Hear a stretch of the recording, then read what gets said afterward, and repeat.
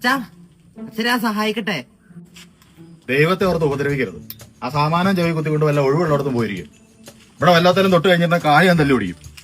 പിന്നെ ഞാൻ ചെലവിന് വന്നാ പോരെ.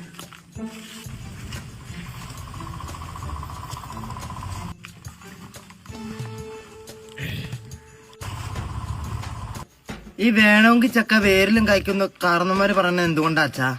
അത് ചില കാരണന്മാർക്ക് കഴപ്പ് നോക്കുമ്പോ പറയുന്നതാ. എന്റെ ചക്ക പ്ലാവിന്റെ മുകളിലാ കായ്ക്കുന്നത്. ഈ തന്തേനെ കൊണ്ട് ഒരു രക്ഷയില്ലല്ലോ. അച്ഛാ ഇത് എന്ത് തരം ഫ്രൂട്ടാ? അത് നിന്റെ അച്ഛന്റെ കുമ്പളങ്ങ. തൊട്ടു പോരതില്. അച്ഛാ ഈ കപ്പക്കിഴങ്ങ് കപ്പയുടെ അടിയിലാണോ മേളിലാണോ ഉണ്ടാകണേ? അത് അകത്ത് കിടക്കുന്ന നിന്റെ വല്യപ്പന്റെ കാലിന്റെ ഇടയിൽ. മയിൽക്കാവടി പൂമോൻ. അച്ഛാ മകൻ ഞാനാ.